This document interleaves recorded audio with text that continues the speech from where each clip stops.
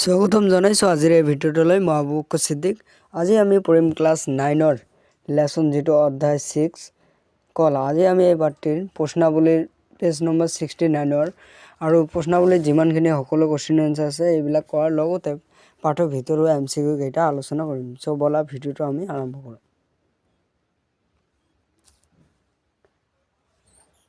So আমাৰ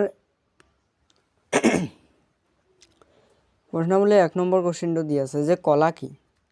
so আমি ইয়াৰ উত্তৰটো লিখিম যে একোটা নিৰ্দিষ্ট কাম সম্পাদন কৰিবলৈ একে গঠন আৰু একে আকৃতিৰ বিশিষ্ট কৌশল কলা সমষ্টিয়ে কলাৰ গঠন কৰে, যেনে সংযোজক কলা, তেজ, পেশী কলা ইত্যাদি। ইয়াৰ পিছত আমি 2 নম্বৰ কোৱেশ্চনৰ আনসাৰটো কৰিম। 2 নম্বৰ কোৱেশ্চন আছে যে বহুকোষী জীৱৰ ক্ষেত্ৰত কলাবিলাকৰ কাম কি।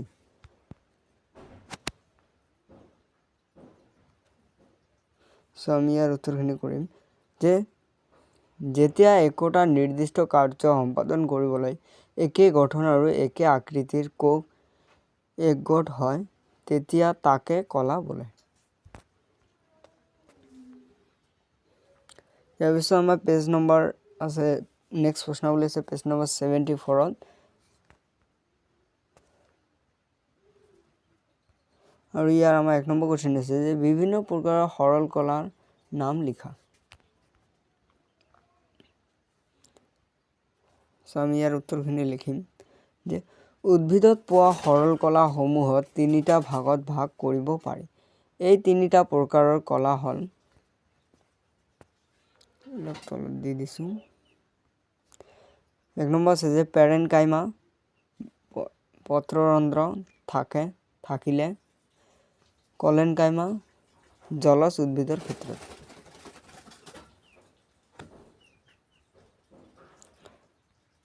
2 নম্বৰ দিছো যে কলেনকাইমা আৰু স্ক্লেনকাইমা।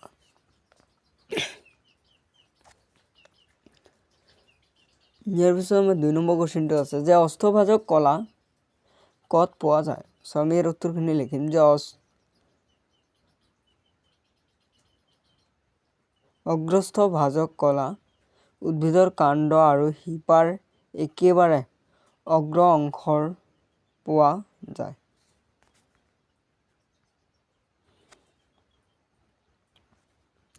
পিছত আমাৰ 3 নম্বৰ কোৱেশ্চন আছে যে কোনবিধ কলাই নাৰিকলৰ বাকলিখন গঠন কৰে। সো আমি ইয়াৰ উত্তৰখিনি লিখিম যে নাৰিকলৰ বাকলিখন গঠন কৰা কলাবিধ হল স্ক্লেনকাইমা। এইটো নহব, এইটো মা হ'ব, স্ক্লেনকাইমা। পিছত আমাৰ 4 নম্বৰ কোৱেশ্চন আছে যে ফ্লোয়েম কলা কিহেৰে গঠিত। এইটো ভেৰি ইম্পৰ্টেণ্ট, আহিব পাৰে, আহে প্ৰায়। এইটো লিখিম যে ফ্লোয়েম কলা 4বিধ কোষেৰে গঠিত। এই কোষ 4বিধ হল চালনী,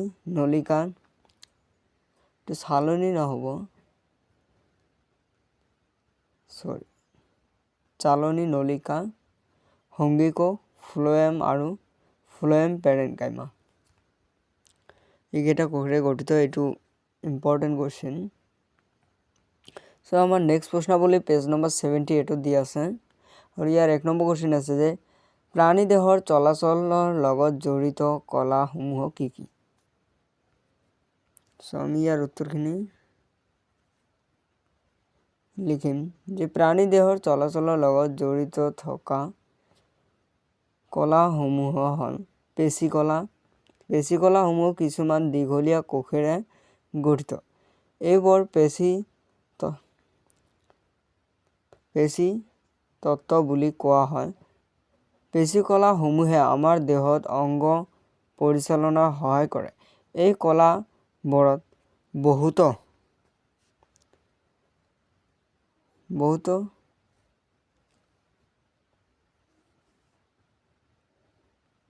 হয়তো দেখা পোৱা নাই, মই আকৌ পঢ়াই দিওঁ এইটো লাইন যে এই কলাবোৰত বহু সংকোচনশীল প্ৰটিন থাকে, যাৰ ফলত পেশী সংকোচন আৰু প্ৰসাৰণৰ কাৰ্য সম্পাদন হয়। সো এইখিনি ইয়াৰ পিছত আমাৰ 2 নম্বৰ কোশ্চেন আছে আকৌ যে নিউৰন দেখাত কেনেকুৱা আৰু নিউৰনৰ চিত্ৰটো আহিব পাৰে প্ৰায় মেট্ৰিকতো অহাৰ চান্স থাকে 3 মাৰ্কৰ আহিব পাৰে থাকিলে উত্তৰ লিখিম যে নিউৰনৰ স্নায়ু কোষ বুলি কোৱা হয়। স্নায়ু কোষ বা নিউৰন একে ইয়াক মস্তিষ্কৰ স্নায়ু ৰঞ্জ আদিত পোৱা যায়। স্নায়ু কোষ বা নিউৰন এটা 1 মিটাৰ পৰ্যন্ত দীঘল হয়। ইয়াৰ পিছত আমি ইয়াৰ চিত্ৰটো দি দিছোঁ যে এটা আদৰ্শ স্নায়ু কোষ তলত দেখুওৱা হ'ল। এইটো চিত্ৰ তোমালোকে ভালকৈ দেখি ল'বা, তো আহিব অহাৰ চান্স থাকে 3 মাৰ্কৰ আহিব পাৰে এইটো আহিলে। সো আমাৰ 3 নম্বৰ কোশ্চেন আছে যে হৃদয় পেশী 3টা বৈশিষ্ট্য উল্লেখ কৰা। হৃদয় পেশী 3টা বৈশিষ্ট্য আহে প্ৰায় এইবাৰো আহিছে। সো আমি ইয়াৰ উত্তৰখিনি লিখিম যে হৃদয় পেশী 3টা বৈশিষ্ট্য হ'ল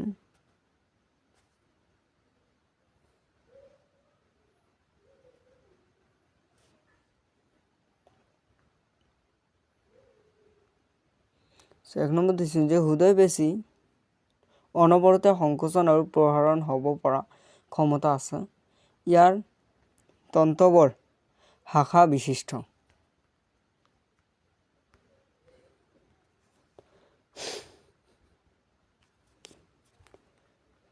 আমাৰ 3 নম্বৰ আছে যে এইবোৰ পক্ষী চুঙাকৃতিৰ আৰু এইবোৰ পেশী চুঙাকৃতিৰ আৰু এক কোষ কেন্দ্ৰযুক্ত। এইটো পক্ষী নহ'ব পেশী হ'ব। ওকে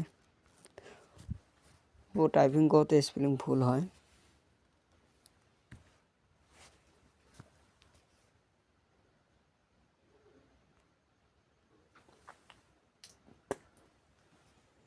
তাৰপিছত আমাৰ 4 নম্বৰ কোশ্চেনটো আছে যে এৰিওলা কলাৰ কাৰ্যসমূহ কি কি?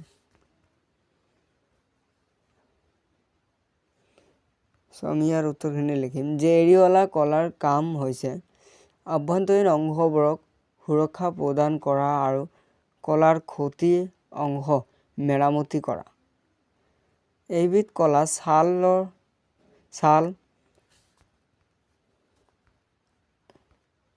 উপস্থিতি পেশীৰ মাজত ৰক্তনলিকাৰ স্নায়ুৰ চাৰিওফালে পোৱা যায়। ইয়াৰ পিছত আমি ইয়াৰ এই পাঠৰ কেইটামান MCQ কৰোঁ। MCQ নম্বৰ 1 যে কোনবিধ সৰল কলাত আটাইতকৈ বেছি পৰিমাণে লিগনিন জমা হয়। সো তোমালোকৰ ইয়াত 4টা অপশ্যন দিয়া আছে। কোনটো হ'ব যে কলেনকাইমা, স্ক্লেনকাইমা, পেৰেনকাইমা নে ওপৰৰ এটা নহয় কোনটো? যিটো বি আছে স্ক্লেনকাইমা এইটোৱে শুদ্ধ। যিটো শুদ্ধ এইটো খালি মনত ৰাখিবা ভালকৈ।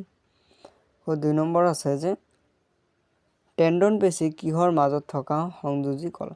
তোমালোকৰ বিভিন্ন 4টা অপশ্যনত বিভিন্ন ধৰণৰ দিয়া থাকিব পাৰে। তোমালোকৰ যিটো অস্থিৰ বা হাড়ৰ মাজত হয় এইটোৱে শুদ্ধ হ'ব।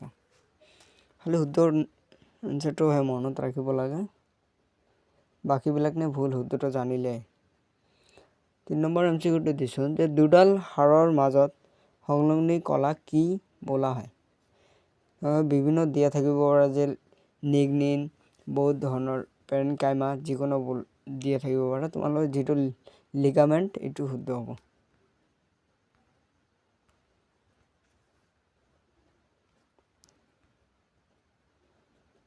4 নম্বৰ আছে যে আমাৰ দেহত ফেট বা চৰ্বি জমা কৰা কলা কোনবিধ? মেদকলা। তোমালোকে শুদ্ধ এনচাৰটো মনত ৰাখিব। আজিৰ ভিডিঅ'টো ইমান দূৰলৈকে। আজি আকৌ নাই। থ্যাংকস ফৰ ৱাচিং আবুক সিদ্দিক। সো আমি ইয়াৰ নেক্সট ভিডিঅ'টোত অনুশীলনী প্ৰশ্নাৱলী এনচাৰকেইটা কৰিম আৰু আকৌ MCQ কৰিম।